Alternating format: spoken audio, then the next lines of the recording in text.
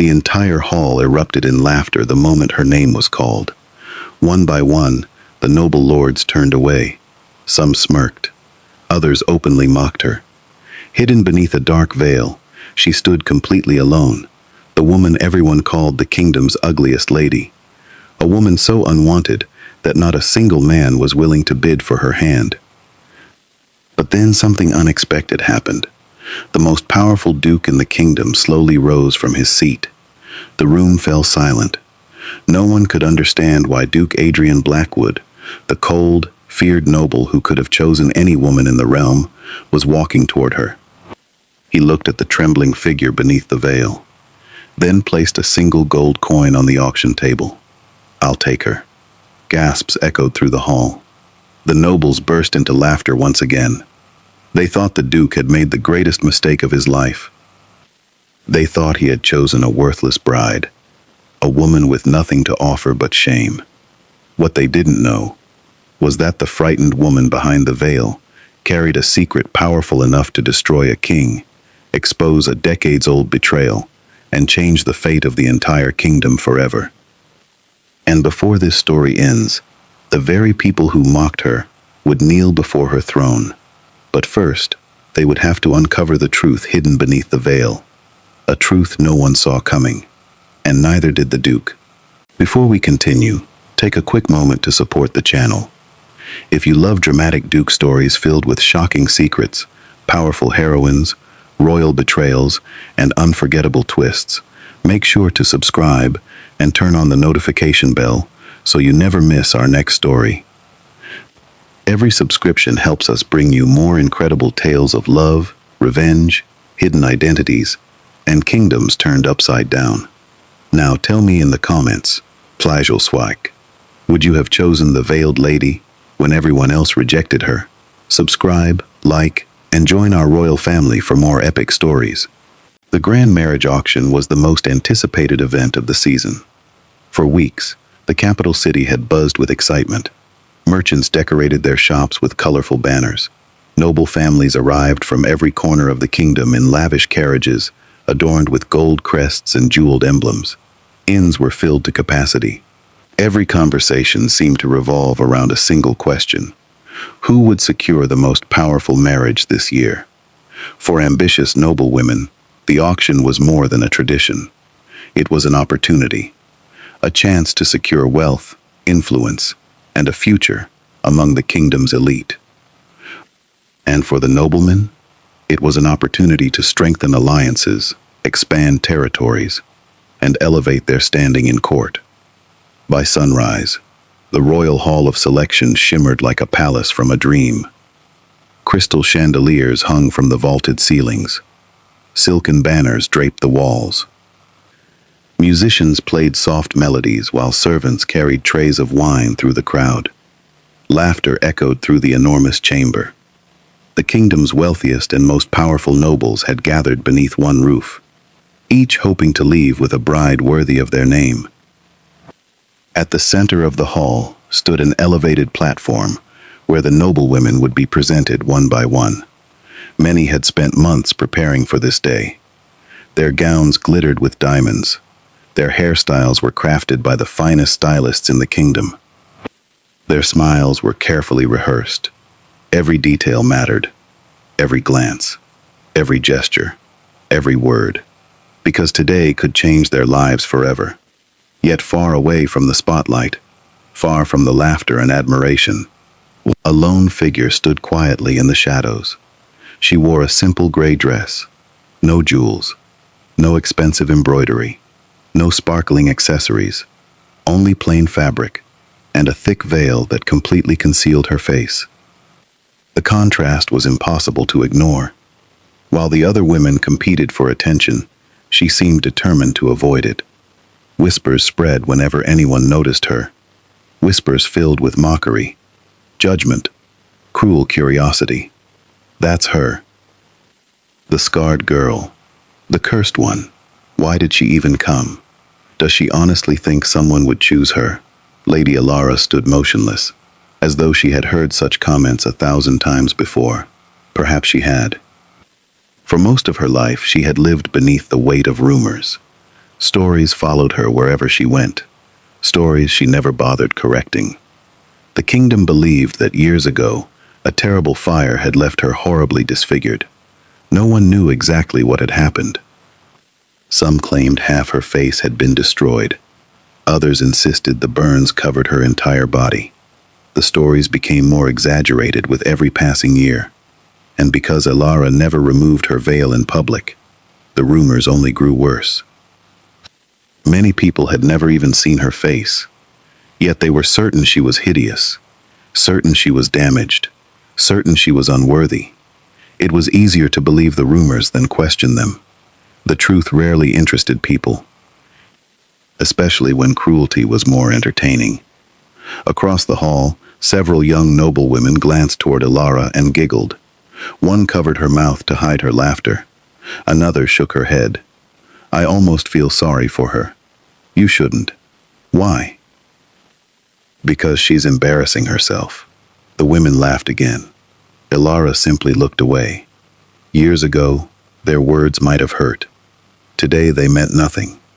Because unlike everyone else in this room, she wasn't here to find a husband. At least not for the reasons they imagined. Beneath her veil, her eyes slowly swept across the crowd, observing, calculating, waiting, as though she were searching for someone, or perhaps waiting for something. Meanwhile, at the opposite end of the hall, another figure commanded attention without even trying. Duke Adrian Blackwood. The moment he entered, conversations died. The atmosphere changed instantly. Some nobles straightened their posture. Others looked away entirely. No one wanted to attract his attention. The Duke was one of the most powerful men in the kingdom. His lands stretched farther than some provinces. His army was among the strongest in the realm, and his reputation was even more intimidating. People called him many things: the Iron Duke, the Black Wolf, the King's Sword.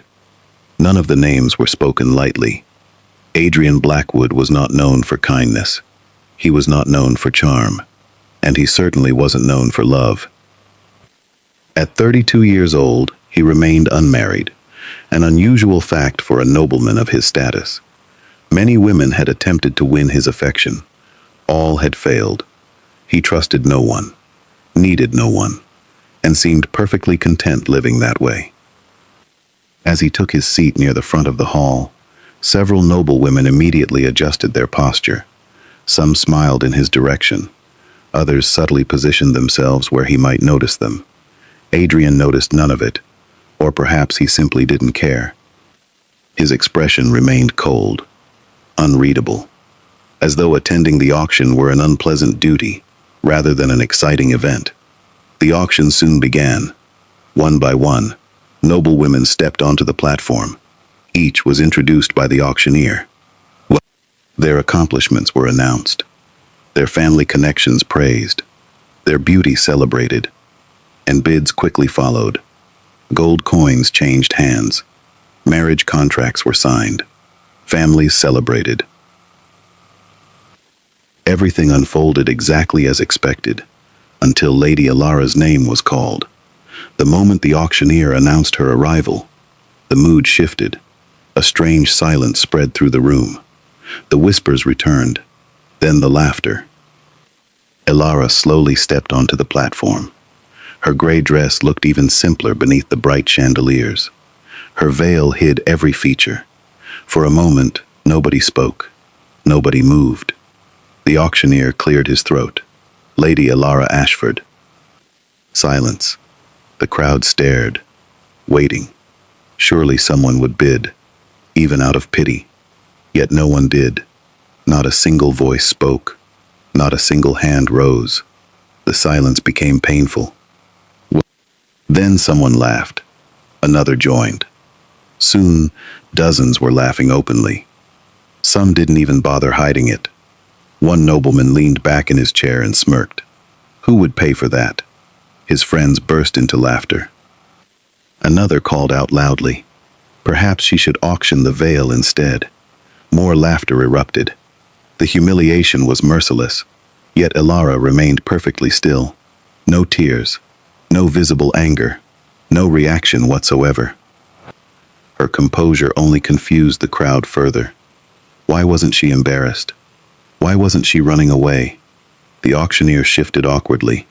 He glanced around the room. Still no bids. According to tradition, he would soon dismiss her and move on. The entire hall seemed eager for the uncomfortable moment to end. Then suddenly, a voice shattered the noise. I bid 1 gold coin. The laughter stopped instantly. Every head turned. The room fell into stunned silence. Because everyone recognized that voice. Duke Adrian Blackwood. The auctioneer blinked in disbelief. Several nobles looked convinced they had misheard him. Surely the Duke was joking. Surely this was some cruel form of entertainment. But Adrian's expression never changed. I said 1 gold coin. The auctioneer swallowed hard. Your Grace, are you serious? Adrian slowly turned his gaze toward him. The look alone made the man visibly nervous. Do I appear to be joking? No, Your Grace. The auctioneer quickly straightened. 1 gold coin has been offered. Silence. No one challenged the bid. No one dared. The hall remained frozen. The women who had mocked Elara moments earlier stared in shock. The noblemen exchanged confused glances. Nothing about this made sense. Why would the most powerful duke in the kingdom choose her? He could have selected any woman here. Any beauty. Any noble daughter. Any future duchess. Instead, he had chosen the one woman nobody wanted. The auctioneer hesitated, then finally raised his hand. Sold. The sound echoed throughout the hall.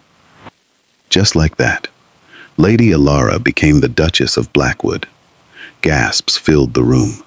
Some nobles looked horrified. Others looked amused. Many simply looked confused. Adrian rose from his chair. Without ceremony. Without hesitation. Without explanation. He walked toward the platform. The crowd parted instantly. No one dared stand in his way. When he reached Elara, he extended his hand. For a brief moment, the hall held its breath. Slowly, she placed her gloved hand in his. A simple gesture, yet somehow it felt significant, as though an invisible thread had just tied their destinies together. Neither spoke, neither needed to. Together, they descended the platform. The crowd watched them leave. Questions swirled everywhere. Why had he chosen her? What did he see in her? What secret was hidden beneath that veil? No one had answers. Not yet. Outside, the evening air was cool. Adrian escorted Elara toward a waiting carriage. The royal horses stamped their feet impatiently. Servants hurried to prepare for departure. For the first time since the auction began, Adrian finally spoke. His voice was calm, direct. You understand this marriage is practical? Elara nodded. Of course. I do not require affection. I understand. I value loyalty. A slight pause followed. Then Elara answered softly. Then perhaps we will get along better than you think, Your Grace. For the first time, Adrian looked at her with genuine curiosity. There was something unusual about her, something he couldn't quite explain. But before he could question it, she stepped into the carriage. The door closed behind her, and as the horses began carrying them away from the capital, Elara slowly turned toward the window. The city lights faded behind them. The laughter of the auction hall disappeared into the distance. Then, hidden safely beneath her veil, a small smile appeared. Not the smile of a defeated woman, not the smile of someone rescued, but the smile of someone whose plans were finally beginning to unfold. Because the nobles had been wrong, terribly wrong. The Duke had not chosen a helpless woman. He had chosen the keeper of a secret, powerful enough to shake the kingdom. A secret buried for 20 years. A secret capable of destroying kings. And as Blackwood Castle waited on the horizon, Lady Elara whispered 4 words to herself. The game has begun. Life at Blackwood Castle was nothing like Elara expected. As the massive iron gates closed behind their carriage, She stared through the window at her new home. The fortress rose from the mountains like a sleeping giant. Dark stone walls stretched toward the sky. Watchtowers stood at every corner. Rows of armed guards patrolled the battlements. The castle looked less like a noble residence and more like a military stronghold prepared for war, which, in many ways, it was. Duke Adrian Blackwood had spent years making enemies. Some envied his wealth. Others feared his growing influence. Many simply hated him. As a result, Blackwood Castle had become one of the most heavily defended places in the kingdom. Elara watched silently as the carriage rolled across the courtyard. Servants lined up to greet their lord. The moment Adrian stepped out, every servant lowered their head, not out of love, out of fear. The Duke noticed. He always noticed, but he said nothing. Fear was useful. Fear kept people obedient. Fear prevented betrayal. At least that was what Adrian had believed for most of his life. Then he turned and offered his hand to Elara. The servants exchanged confused glances. They still couldn't believe their lord had returned from the marriage auction with a wife. Especially this wife. The veiled woman everyone in the kingdom mocked. Elara stepped from the carriage. Instantly, whispers spread among the staff. Curiosity, confusion, suspicion. She could practically hear their thoughts. Why would the Duke choose her? What was hidden beneath the veil? Was she truly as ugly as the rumors claimed? Elara ignored them all. Years of gossip had taught her a valuable lesson. People feared what they didn't understand, and ignorance was often the best disguise. As she entered the castle, she was surprised by what she found. The interior wasn't luxurious, at least not by noble standards. There were no golden statues, no extravagant decorations, no unnecessary displays of wealth. Everything was practical, efficient, disciplined. Every room reflected the personality of its owner, cold, ordered, uncompromising. Exactly like Duke Adrian Blackwood. Over the next several days, Elara learned quickly that her husband was not an easy man to understand. The Duke barely spoke. Meals were often consumed in near silence. When he did speak, every word seemed carefully chosen. He wasted no energy on meaningless conversation, no compliments, no small talk, no attempts at affection. Their marriage felt more like a treaty than a romance. Oddly enough, Elara preferred it that way, because she hadn't married him for love. Not yet, and certainly not for comfort. She had married him because he was powerful, independent, and most importantly, not controlled by the crown.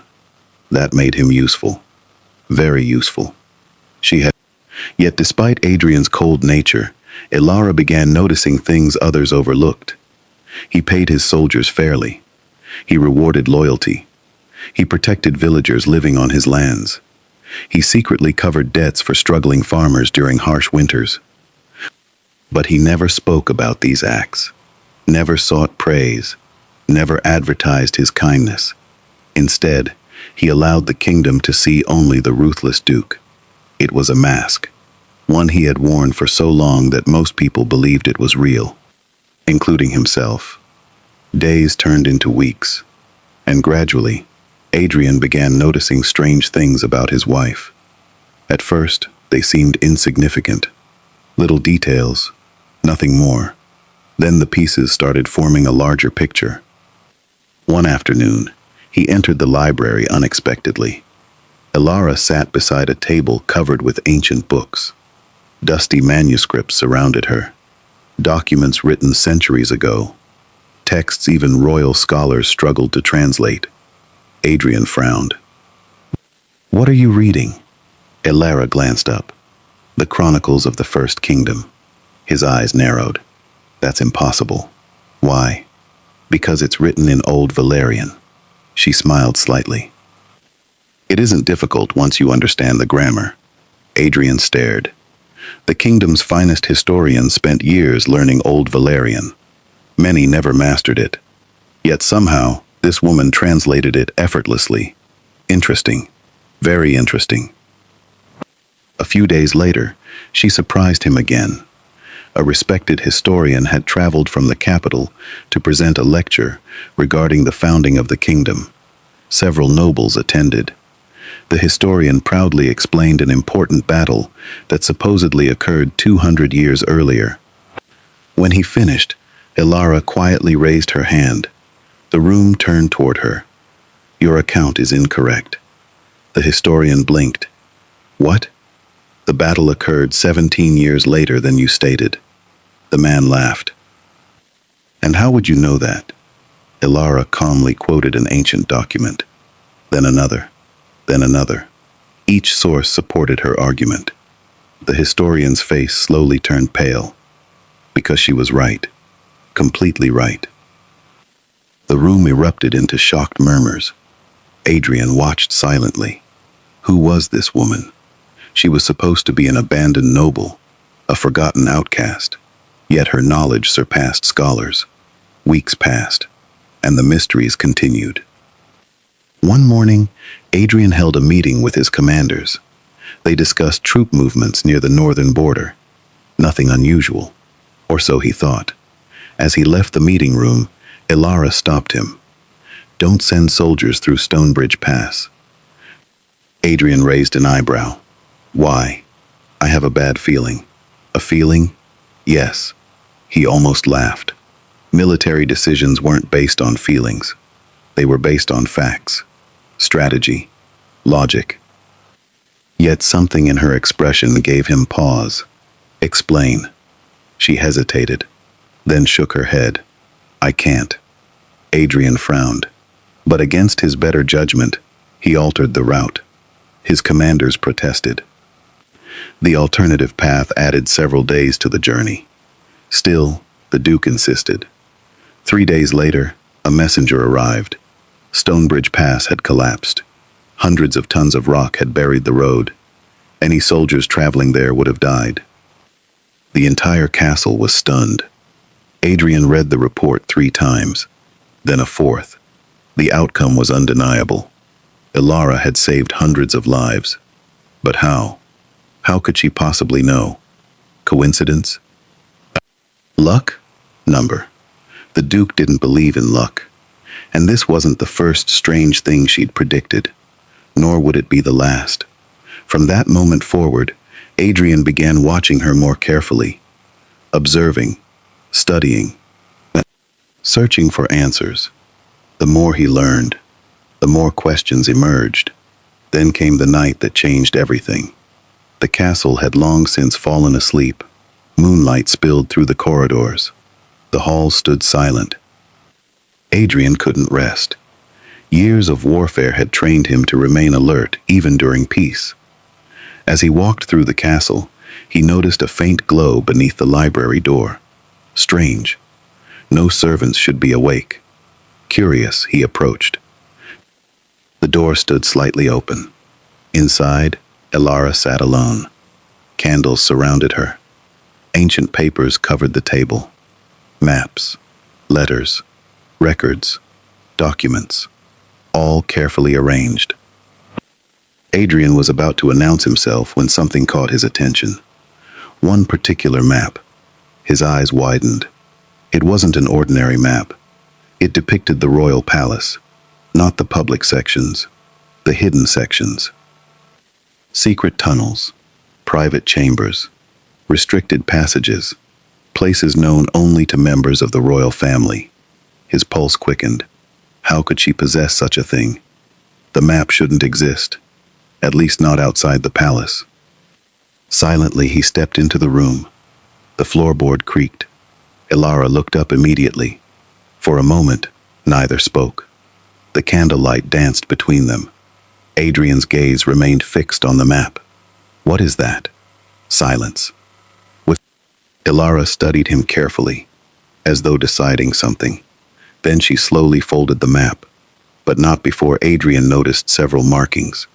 Red circles, notes, symbols, specific locations had been highlighted. As if she were investigating something, or someone. His voice hardened. "Answer me." Elara looked toward the window. The moon illuminated her veil. The room suddenly felt colder, more dangerous. Finally she spoke. Not loudly, not dramatically, just quietly enough to make the words feel even heavier. "The king is hiding something." Adrian froze. Of all the answers he expected, that wasn't one of them. "The king?" "Yes." His eyes narrowed. "Explain." Elara remained silent. For several seconds, only the crackling candles could be heard. Then she looked directly at him. Even through the veil, he could feel the intensity of her gaze. "Have you ever wondered why certain records disappear from the royal archives?" Adrian said nothing. "Or why witnesses suddenly vanish after speaking against the crown?" Still silent. "Or why some nobles become incredibly wealthy after swearing loyalty to the king?" The Duke's expression darkened, because he had noticed, many times. But proving corruption and suspecting corruption were two very different things. Elara continued, "There are secrets buried beneath this kingdom." "What secrets?" She hesitated, then slowly shook her head. "Not yet." Adrian stepped forward. His patience was wearing thin. "Who are you?" The question hung in the air. Heavy, dangerous, important. For the first time, uncertainty flickered across Elara's face. Only briefly. Then it disappeared. One day, she thought. Soon. But not tonight. Instead, she stood and carefully gathered the documents. "The truth is coming." Adrian's jaw tightened. "What truth?" Elara walked toward the door. When she reached him, she paused, then quietly whispered, "The kind, powerful men kill to protect." A chill ran down his spine. And for the first time since their marriage, for the first time since meeting the mysterious woman behind the veil, Duke Adrian Blackwood felt something he rarely experienced: unease. Because deep down, he knew one thing. The woman he had purchased for a single gold coin was not who she claimed to be. She wasn't merely intelligent. She wasn't merely mysterious. She was dangerous. Dangerous enough to challenge a king. Dangerous enough to expose secrets buried for decades. Dangerous enough to ignite a war. And as Adrian watched her disappear into the darkness of the corridor, a single realization settled heavily in his mind. He had not brought a forgotten woman into Blackwood Castle. He had brought a storm. And storms had a habit of changing kingdoms forever. The storm arrived without warning. Dark clouds gathered above Blackwood Castle as thunder rolled across the mountains. Rain lashed against the stone walls. Lightning illuminated the battlements. To most people, it looked like an ordinary storm. But Duke Adrian Blackwood had survived too many battles to trust coincidences. Something felt wrong. For the past week, he had been unable to shake the uneasy feeling growing inside him. Ever since discovering Elara studying the secret map of the royal palace, questions had haunted his thoughts. Who was she? How did she possess knowledge that should have been impossible? Why did she seem to know things before they happened? And most importantly, what was the king hiding? Adrian stood inside his private study, staring out at the storm. The castle slept, or at least it appeared to. Below, guards patrolled the walls carrying lanterns that flickered against the rain. Everything seemed normal, yet his instincts screamed otherwise. A sudden knock interrupted his thoughts. "Enter." His captain stepped inside. The old soldier looked troubled. "My lord, what is it?" The western watchtower lost contact with two guards.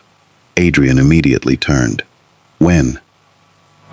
"Less than 10 minutes ago." The Duke's eyes narrowed. Guards didn't simply disappear. Not inside Blackwood Castle. Not under his command. "Send a patrol." The captain nodded. "Already done." Before either man could speak again, a distant scream echoed through the castle. Then another, and another. Adrian's hand instantly moved to the sword hanging at his side. The captain's face turned pale. The scream had come from inside the walls. Someone had breached the castle.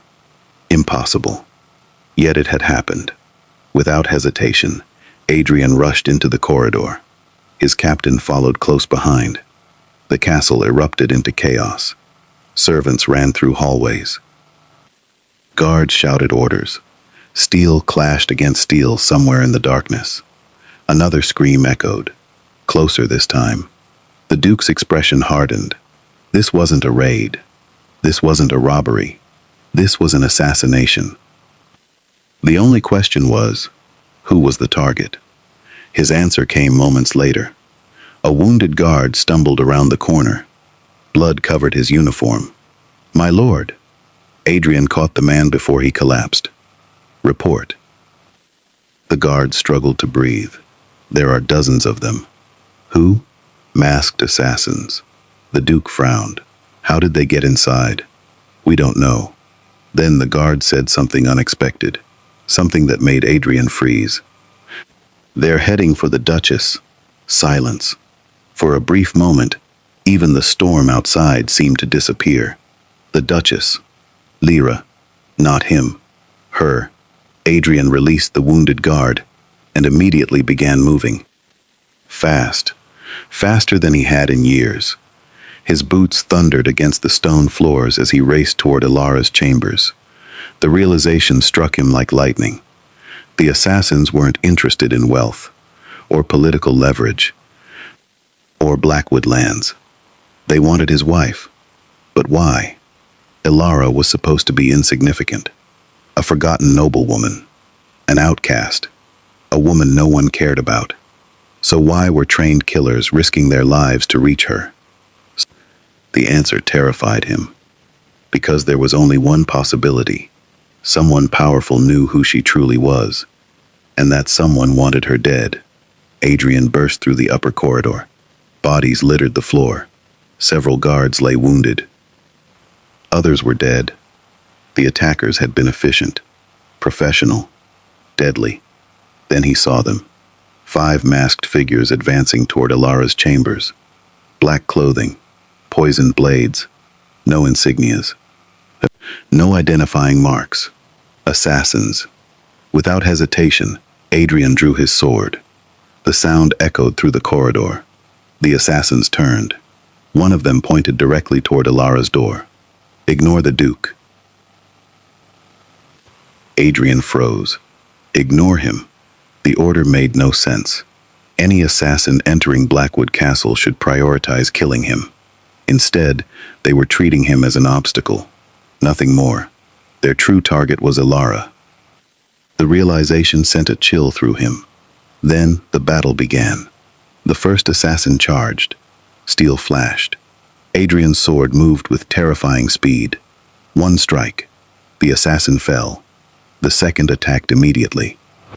The Duke sidestepped and drove his blade through the man's chest. Blood splattered across the stone wall. The remaining attackers continued forward, relentless, focused, determined, as if killing Elara mattered more than their own survival. Suddenly the chamber door burst open. Adrian expected to see a terrified woman. Instead, he saw something entirely different. Elara stood calmly in the doorway. A sword rested in her hands. The sight shocked him. She moved like someone who had carried a blade before, many times before. No fear, no panic, only focus. The assassins hesitated. Clearly they had expected an easy target. That mistake would cost them. The first attacker lunged toward her. Elara pivoted gracefully. Her blade flashed. The assassin collapsed instantly. Adrian stared. That had not been luck. That had been training. Years of training. Years of training. The second attacker rushed her. Again, Elara moved effortlessly. Her sword found its mark. Another body hit the floor. For a brief moment, even the surviving assassins seemed stunned. The veiled woman they had come to kill was fighting like a warrior. Thunder exploded outside. Lightning illuminated the corridor.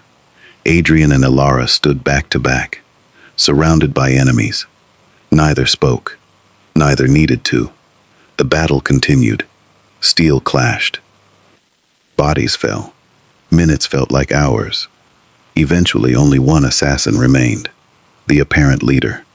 Unlike the others, he made no attempt to escape. Instead, he stared directly at Elara. Hatred burned in his eyes. Recognition, too. He knew her. That much was obvious. Slowly, he lowered his weapon. Elara's grip tightened. "Who sent you?"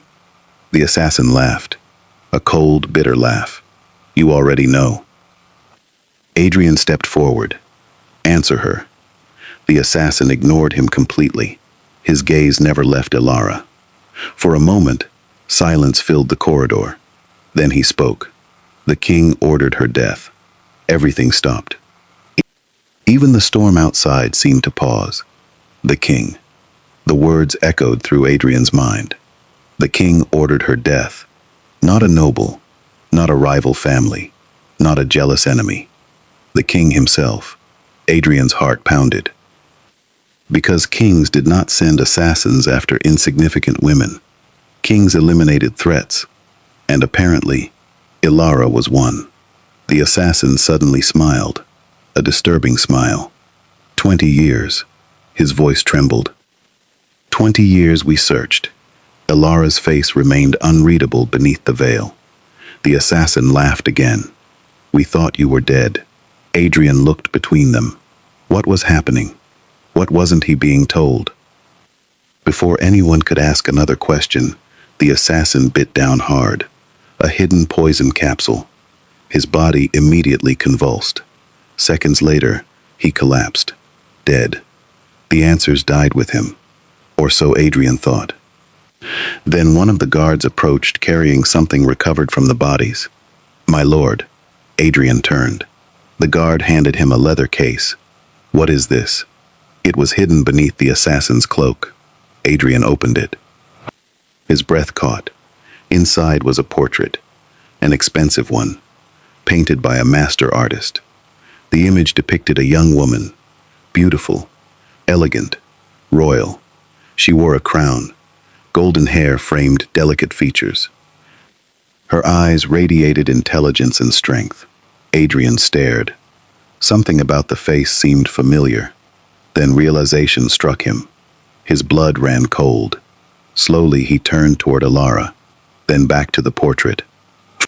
Then back to Elara again. The resemblance was undeniable. It was her. Not the scars. Not the rumors. Not the ugly woman the kingdom believed existed. The woman in the portrait looked exactly like Elara, only younger. And without a veil, the corridor fell silent. Every guard noticed it too. The same eyes, the same jawline, the same expression. It was impossible to deny. Adrian looked at the inscription beneath the painting. His stomach tightened. The title read, "Her Royal Highness, Princess Elara Valmont, the lost princess of the kingdom." The child believed to have died 20 years ago. The entire world seemed to stop. Thunder rumbled overhead. Rain hammered the castle. But Adrian barely heard any of it, because one impossible truth now stood before him. His wife, the woman he had purchased for a single gold coin, the woman everyone mocked, the woman the king wanted dead, was somehow connected to the royal family, maybe more connected than anyone could imagine. Slowly, Adrian raised his eyes. Elara had not moved. For the first time since their marriage, genuine sadness appeared in her gaze. Not fear, not panic, sadness, as though she knew this moment would eventually come. The moment the truth could no longer remain hidden. The Duke's voice emerged barely above a whisper. "Who are you?" Elara looked toward the portrait, then toward the bodies of the assassins, then finally at the man standing before her, the man who had unknowingly stepped into a conspiracy buried for 2 decades, the man whose life would never be the same after tonight. A tear slipped down her cheek beneath the veil, and when she finally spoke, her words changed everything. "My name is not Lady Elara Ashford." The corridor froze. Every person held their breath. Then she revealed the secret she had hidden for 20 years, and the kingdom's future shifted forever. The storm still raged outside Blackwood Castle. Rain hammered against the windows. Thunder shook the ancient stone walls. Yet inside the corridor, a far greater storm had begun. No one moved. No one spoke. The bodies of the assassins remained scattered across the floor. Blood glistened in the flickering torchlight, but nobody was looking at them anymore. Every eye was fixed on Elara, or rather, the woman they thought was Elara. The woman standing before them had just shattered everything they believed. Adrian Blackwood stared at her. The portrait still rested in his hands. His mind struggled to accept what his eyes already knew. The resemblance was undeniable. The woman in the painting, the lost princess, the child declared dead 20 years ago, and the woman he had married, they were the same person. Slowly, Adrian stepped forward. His voice was calm, too calm. The dangerous kind of calm that existed before a storm exploded. "Tell me everything." The corridor remained silent. The surviving guards exchanged nervous glances. No one dared interrupt. Elara looked at the portrait, then at the dead assassins. Finally, she raised trembling fingers toward her veil. For 20 years she had hidden behind it. For 20 years she had worn a lie. Now the lie had reached its end. Slowly, the veil came off. The guards gasped. Several actually stepped backward, not because of scars, not because of deformities, but because there were none. The rumors had been a lie, a carefully crafted deception. The woman standing before them was breathtaking. Long golden hair spilled over her shoulders. Her features were elegant, regal, striking. The face of someone born to wear a crown. Adrian simply stared, not because of her beauty, though it was impossible to ignore. What shocked him was the realization that an entire kingdom had been deceived. For 2 decades, Elara lowered the veil, the disguise that had protected her life, the disguise that had hidden the last surviving heir of the royal bloodline. "It was never a fire," she said quietly. The words echoed through the corridor. "There were never any scars." Adrian's jaw tightened. Then why? Elara looked away. Pain flashed across her face. Because the answer would drag old wounds into the light. Wounds she had spent 20 years carrying.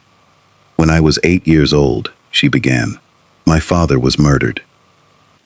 Silence consumed the corridor. Even the guards leaned closer. The kingdom was told he died from illness. Her voice hardened. That was a lie. Adrian felt a chill run through him. Deep down, he already knew what was coming. "My father did not die naturally." Elara's eyes darkened. "He was poisoned." The words struck like lightning.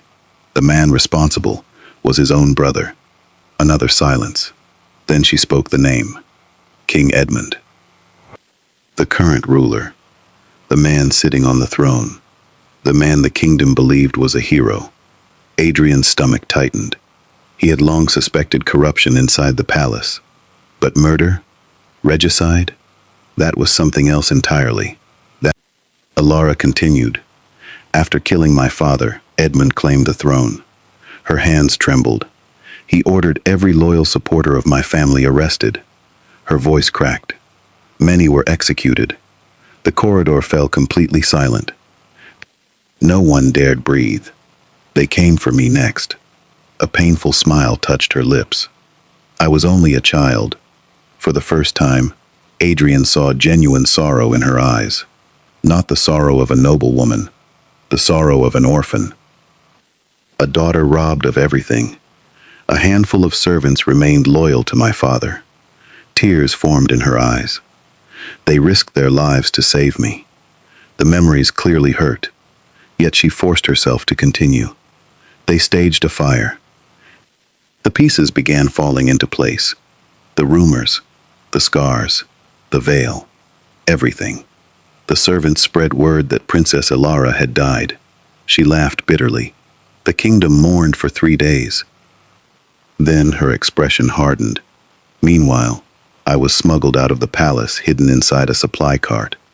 The guards exchanged shocked glances. No one had ever heard this story. No one. Because everyone believed the princess was dead. Elara looked toward the window. Rain streamed down the glass. I spent the next 20 years hiding. Her voice became cold, focused, determined, waiting. Adrian understood that tone. It was the voice of someone who had survived by refusing to break. Someone who had transformed grief into purpose. While Edmund ruled, I gathered evidence. She crossed the room toward a nearby table. From a hidden compartment, she removed several documents. Letters. Records. Royal decrees. Old journals. Proof. Years of proof. Everything carefully preserved. Everything waiting for this moment. I found witnesses. She placed another document on the table. I tracked missing records. Another. I discovered financial transactions. Another. Bribes. Another. Murder orders. Another. Proof of treason. The pile continued growing. Adrian stared in disbelief. 20 years. 20 years of preparation. 20 years of patience. 20 years of building a case strong enough to destroy a king. Suddenly everything made sense. The secret palace map. Her knowledge. The assassins. The king's fear. She wasn't simply investigating the crown. She was preparing to reclaim it. Finally, Elara looked directly at Adrian. "You asked who I am." He nodded. She stood tall. For the first time, there was no fear in her posture. No disguise. No mask. Only truth. "My name is Princess Elara Valmont." The words carried enormous weight. The rightful heir to the throne. The room fell silent. Several guards instinctively dropped to one knee. Others followed. Not because they had been ordered, because they understood. If her story was true, the woman before them was their true queen. Elara looked uncomfortable, almost saddened. I never wanted people kneeling, but history rarely cared about what people wanted. History cared about truth, and the truth had finally emerged. Adrian remained standing. Not from disrespect, from shock.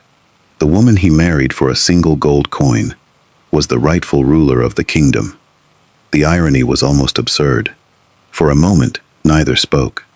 Then Adrian asked the question that mattered most. "Why tell me now?" Elara looked at him, really looked at him, because he deserved an answer. "When you chose me." Her voice softened. "I thought you were making fun of me." Adrian frowned. "I wasn't." "I know." A small smile appeared. "You were the first person in 20 years who treated me like a human being." The Duke said nothing, but something shifted inside him. Something unexpected. For years he had trusted nobody. Yet standing here, listening to her story, he realized he believed every word.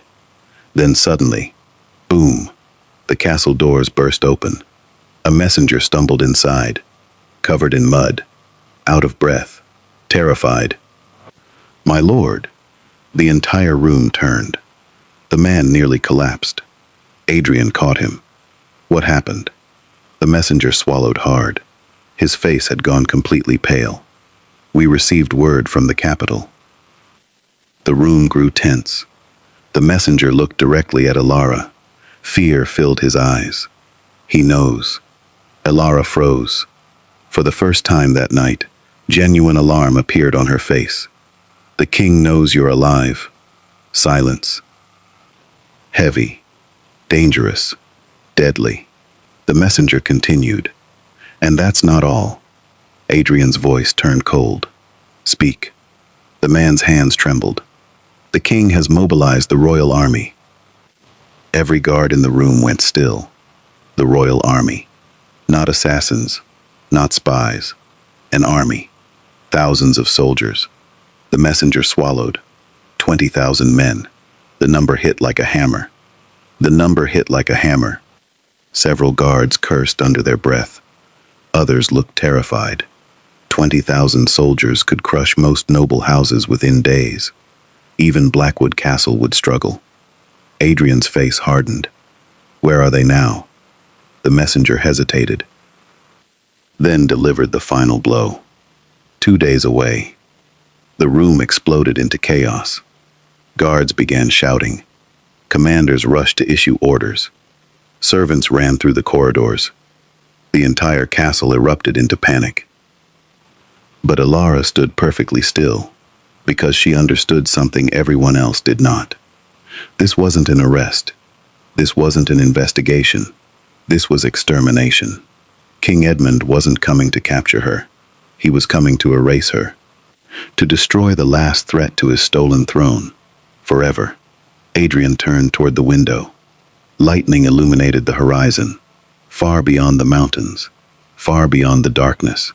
An army was already marching. Thousands of soldiers. Thousands of swords. Thousands of men loyal to a murderer wearing a crown. Then he looked back at Elara, the rightful queen, the woman the kingdom believed dead, the woman everyone had rejected. And for the first time since meeting her, Adrian made a choice that would alter the fate of the kingdom forever. Slowly, he drew his sword. The steel gleamed beneath the torchlight. Every guard watched. Every servant held their breath. Adrian dropped to one knee before her. The room froze. The most feared duke in the kingdom bowed his head. Then he spoke words no one expected. My queen. Tears filled Elara's eyes. Not because she wanted power, but because after 20 years of hiding, after 20 years of running, after 20 years of being alone, someone had finally chosen her side. And together, they would face the army marching toward Blackwood Castle, even if it meant starting a war. The kingdom stood on the edge of civil war. From the northern mountains to the southern coast, rumors spread faster than wildfire. The lost princess had returned. The rightful heir was alive, and the throne belonged to her. Some called it madness. Others called it treason. But for the first time in 20 years, people were beginning to question the story they had been told. King Edmund understood the danger immediately. A lie repeated for 20 years could survive almost anything, but it could not survive the truth. Especially when the truth wore the face of the princess everyone believed dead. The king's response was swift, merciless. Royal messengers rode across the kingdom, carrying official decrees. Every town square displayed the same announcement. Princess Elara Valmont is an impostor. Any person sheltering her will be charged with treason. A reward of 50,000 gold crowns is offered for her capture. The kingdom erupted into chaos. Neighbors accused neighbors. Friends turned against friends. Families argued around dinner tables. No one knew what to believe. And that uncertainty was exactly what Edmund wanted. Fear was easier to control than truth. Inside Blackwood Castle, preparations for war had already begun. The fortress buzzed with activity. Blacksmiths worked day and night forging weapons. Soldiers reinforced walls. Scouts rode across the countryside gathering information. Every corridor echoed with urgency. War was coming. There was no longer any doubt. Yet despite the approaching danger, Elara remained calm. Every evening she sat inside the castle library surrounded by documents. Years of investigation covered the tables. Letters, royal records, secret ledgers, witness statements, evidence she had spent 20 years collecting, piece by piece, risk by risk, sacrifice by sacrifice. For 2 decades, she had prepared for this moment. Now the time had come to reveal everything. One evening, Adrian entered the library. He found her studying another collection of records. Dark circles rested beneath her eyes. She had barely slept. You should rest. Elara smiled faintly. I can rest after the kingdom is saved. Adrian crossed his arms. The kingdom won't matter if you collapse first. For a moment, her smile widened. Small. Genuine. Rare. Then her expression became serious again. She looked toward the documents. Do you know what frightens me most? Adrian remained silent. It isn't losing. She touched one of the letters. It's winning. The Duke frowned. She continued. If we fail, I die. Her fingers tightened. But if we succeed, she looked out the window. I become queen. The words carried no excitement. Only responsibility. Only burden. Adrian understood. A crown was not merely power. It was sacrifice, duty, loneliness, and Elara had already sacrificed enough. Still, there was no turning back. The following weeks changed everything. One by one, nobles were forced to choose sides. Many abandoned Adrian immediately. Fear of the crown outweighed loyalty. Several families publicly pledged themselves to King Edmund. Others remained silent, waiting to see who would win. But some surprised everyone. Secret letters began arriving at Blackwood Castle. Then more, and more. Nobles who had quietly doubted Edmund's rule finally stepped forward. The Duke of Eastmere, the Countess of Ravenholt, the Lords of Whitehaven. Families that had remained neutral for years suddenly declared support for Elara. Not because they loved her, because they believed her, because the evidence was becoming impossible to ignore. Every new ally strengthened her cause. Every new supporter weakened the king, and Edmund knew it. Inside the royal palace, panic began spreading. His advisors urged negotiation. He refused. His generals suggested compromise. He refused. His council recommended investigation. He refused, because Edmund understood something no one else did. The moment the truth emerged, everything he had built would collapse. And so he chose war. The royal army marched. 20,000 soldiers. Banners filled the horizon. Steel glimmered beneath the sun. The largest military force assembled in decades advanced toward Blackwood territory. Villages emptied as people fled. Roads became crowded with refugees. The kingdom held its breath. History was moving, and everyone could feel it. Meanwhile, Adrian's army gathered outside Blackwood Castle. Compared to the king's forces, their numbers seemed hopeless. 10,000, maybe less. Many soldiers looked nervous. Others looked terrified. They all knew the odds. Yet none of them left, because they trusted the Duke. And increasingly, they trusted Elara. 3 days before the battle, Elara made a bold decision, one that shocked everyone. She called for a public assembly. Representatives from every major noble house were invited. Military commanders attended. Village leaders attended. Even merchants traveled for miles to witness the event. The great hall overflowed with people. Everyone wanted answers. Everyone wanted proof. At last, Elara stepped forward. For the first time, she appeared publicly without her veil. Gasps swept through the crowd. Many immediately recognized the resemblance to portraits of the former royal family. She looked exactly like her father, exactly like the king Edmund had claimed died without heirs. Silence filled the hall. Then Elara began speaking. Not with anger, not with hatred, with truth. She presented evidence, piece by piece. A royal physician's journal describing poison symptoms. Secret payment records connecting Edmund to hired killers. Witness testimonies from surviving servants. Signed confessions. Hidden correspondence. Every document strengthened her case. Every revelation struck like thunder. The crowd sat frozen. By the time she finished, many nobles looked physically ill. The evidence was overwhelming. The truth could no longer be denied.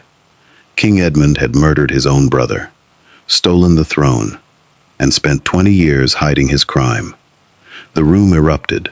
Some nobles demanded justice. Others openly denounced the king. Several immediately switched allegiance. The momentum shifted overnight. By dawn, the kingdom was divided, and everyone knew battle was unavoidable. The final confrontation arrived 3 days later. The battlefield stretched across the plains of Eldermore. Thousands gathered to witness it. Farmers, merchants, nobles, commoners.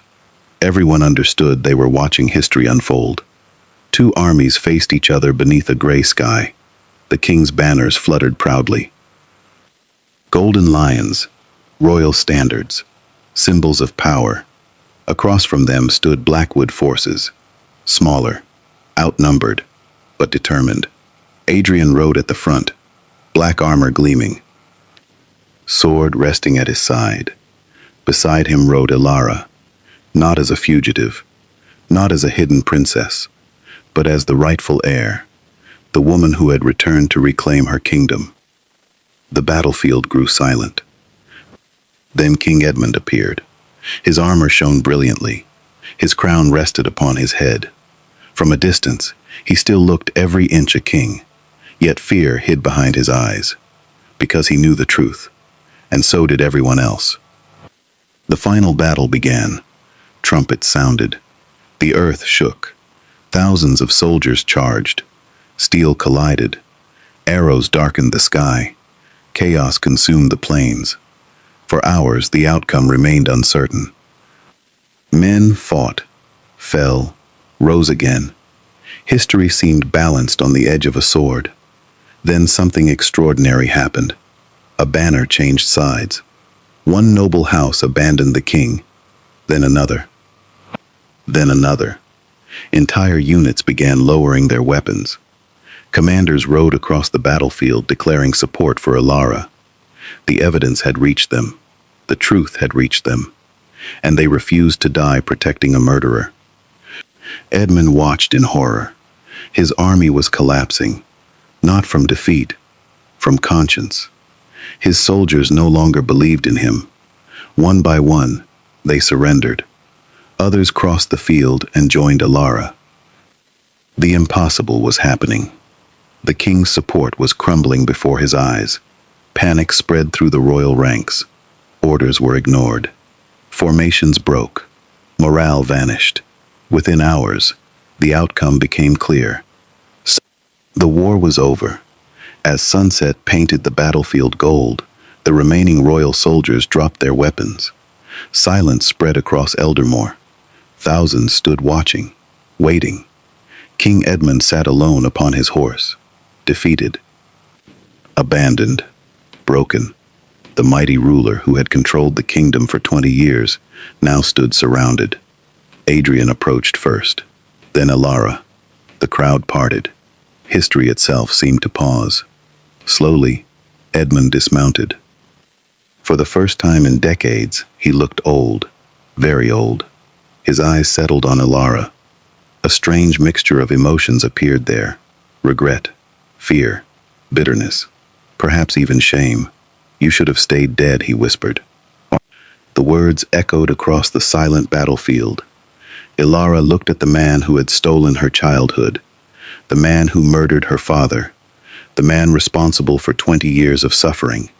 Yet surprisingly, she felt no hatred, only sadness, because hatred had consumed him long ago. And look where it had led. The king lowered his head. His reign was over. The throne was lost. Justice had finally arrived. The crowd erupted into cheers. The war had ended. The rightful heir had won. The kingdom had been saved. But as thousands celebrated around her, Elara remained silent, because one final decision remained. A decision greater than revenge, greater than victory, greater than war itself. Everyone expected her to execute Edmund. After everything he had done, few would object. Yet as she stared at the fallen king, another thought entered her mind. The future of the kingdom would be shaped not by how she won, but by what she chose next. Would she rule through vengeance or mercy? Would she become another ruler obsessed with punishment, or something better? As the sun disappeared beyond the horizon, all eyes turned toward the woman who would soon wear the crown. And in that moment, Elara realized the hardest battle of her life had never been against armies. It had never been against assassins. It had never been against a king. The hardest battle was deciding what kind of queen she would become. The capital had never witnessed a day like this. From dawn, every street overflowed with people. Merchants abandoned their stalls. Farmers left their fields. Children climbed rooftops. Elderly citizens stood beside crowded windows. The entire kingdom seemed to have gathered in the capital, not for a festival, not for a royal wedding, but for something far greater: history. For the first time in 20 years, the rightful heir was returning home. Golden banners fluttered from every tower. Church bells rang across the city. Flowers covered the streets. And everywhere people looked, they saw the same symbol: the crest of House Valmont. The royal family many believed had vanished forever. Now it had returned. And at the center of it all rode Elara, the woman who had once hidden behind a veil, the woman mocked by nobles, the woman nobody wanted, the woman who had become the hope of an entire kingdom. As her carriage rolled through the capital, thousands cheered. Their voices echoed through every street. Long live the Queen! Long live Princess Elara! Long live House Valmont! Tears filled many eyes, not because they were celebrating a ruler, but because they were witnessing justice. At last, after decades of lies, after decades of corruption, after decades of fear, truth had finally won. Inside the carriage, however, Elara remained silent. She stared through the window, watching the city pass, watching people celebrate, watching history unfold. Yet her thoughts drifted elsewhere, to her father, the king she barely remembered, the man whose murder had changed everything. She wished he could see this. She wished he could see the kingdom he loved finally free. Across from her sat Adrian.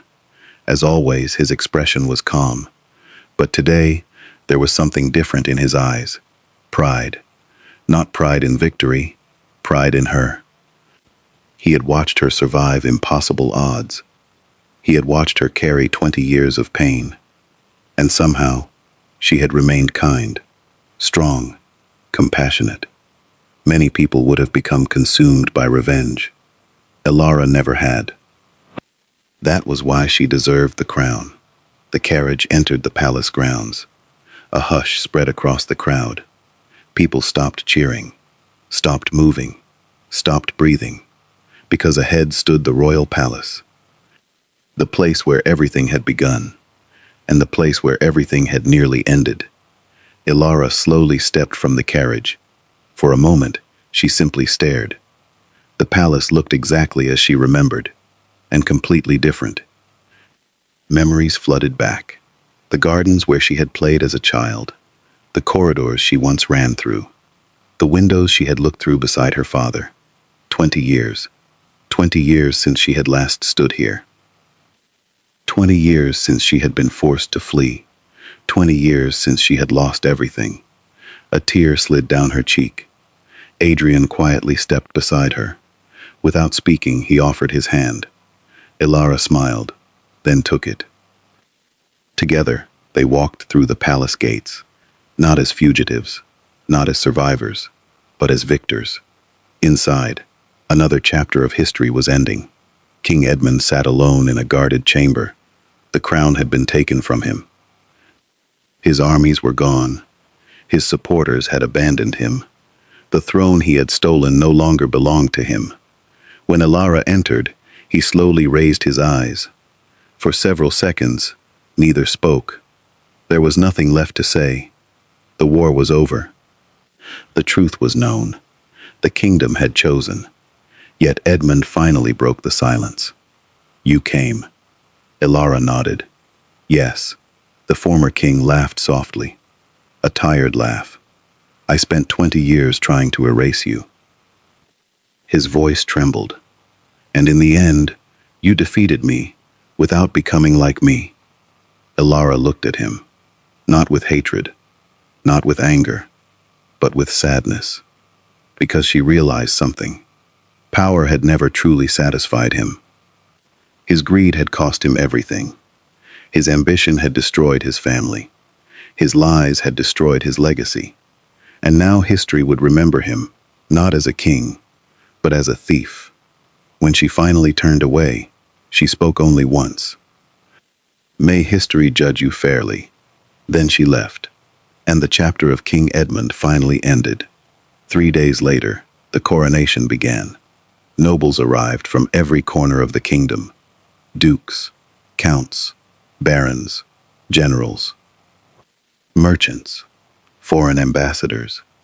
The grand hall overflowed with people. Sunlight poured through towering stained glass windows. Golden chandeliers illuminated the chamber. Musicians played softly. The atmosphere felt almost magical. Yet among the crowd sat many faces Elara recognized. Faces that once laughed at her. Faces that mocked her. Faces that refused to bid for her hand. Many couldn't even meet her gaze, because they remembered. They remembered the marriage auction. The veiled woman, the cruel laughter, the humiliation. They remembered how quickly they judged her. And now they knelt before her throne. The irony was impossible to ignore. Trumpets sounded. The crowd rose. Then silence filled the hall. The massive doors opened. Elara entered. The sight stole everyone's breath. She wore a gown of white and gold. Diamonds shimmered beneath the light. The royal crest rested proudly upon her shoulders. No veil, no disguise, no lies, only truth. As she walked down the aisle, thousands watched. Many wiped away tears, because they weren't simply witnessing a coronation. They were witnessing a miracle. A lost princess returning home. When Elara reached the throne, the High Chancellor stepped forward. The ancient crown rested upon a velvet cushion. For centuries, it had passed from ruler to ruler. Now it was returning to its rightful owner. The Chancellor raised the crown, then spoke the words history would remember forever. "Elara Valmont, rightful heir of House Valmont, do you swear to serve the kingdom with honor, justice, and wisdom?" Elara's voice rang through the hall. "I swear." The crown descended. Golden metal touched her head. And at that exact moment, the hall erupted. Cheers thundered through the palace. Applause echoed from every corner. People rose to their feet. Many cried openly. Others shouted her name. The kingdom finally had its queen. The celebration continued for several minutes. Yet eventually, Elara raised her hand.